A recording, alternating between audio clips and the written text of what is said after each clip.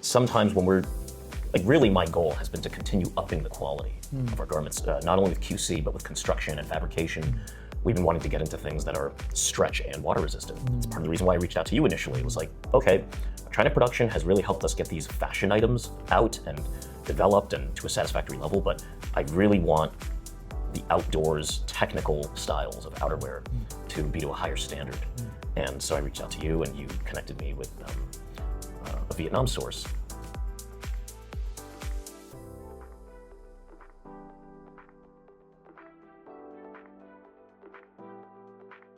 Well, my name is Mike, and I run Kilo NYC and Kilo Tactical, which is sort of its tactical-inspired subdivision. If I understand your business model, your product is a premium product and is very well designed.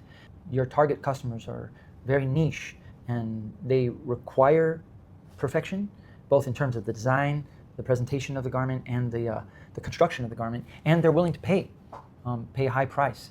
And so I feel like you're lucky because you're able to sell your products at a high price. Therefore, the FOB price, whether if it varies plus or minus 50 cents, is not going to kill your business. Is that a good assessment? Yeah, that's a good assessment.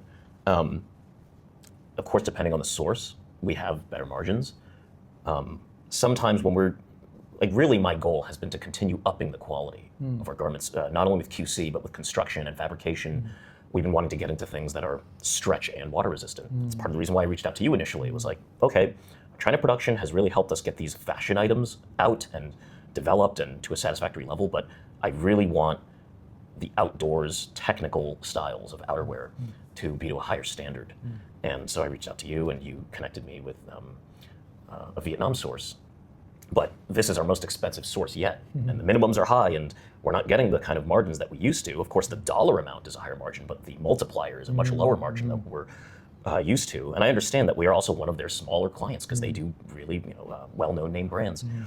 And so I guess I'm hesitant to try and push too hard for negotiating a lower price, because if I'm assessing the leverage here, I feel as though perhaps they don't necessarily need my business as much as I might need them to produce my garments. Right. So if I detect that lack of leverage, for example, with our China source, they pretty much told me this time that we are their highest price client in terms of our, like the price of our goods, the quality that we ask for.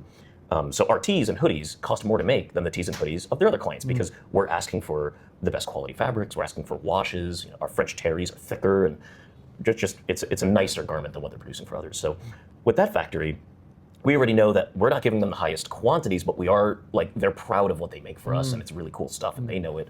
And we've worked with them for a long time, and they value us.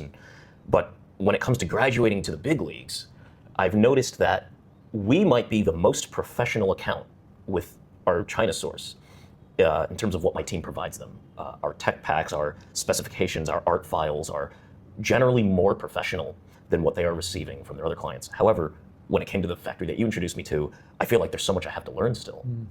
And on my recent tour last week, I requested that they show me the tech packs and just any other materials that they receive from other companies that we could kind of study that would help make their job easier.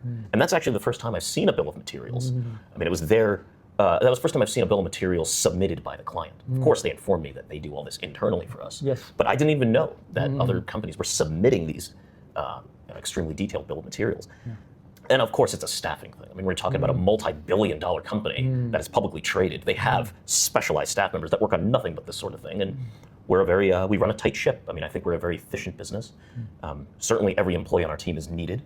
But yeah, I feel like there's this learning stage here where I'm not sure how much leverage I have for negotiating and how much to ask for a discount. Like, at what point what is a reasonable percentage or amount to try and negotiate for?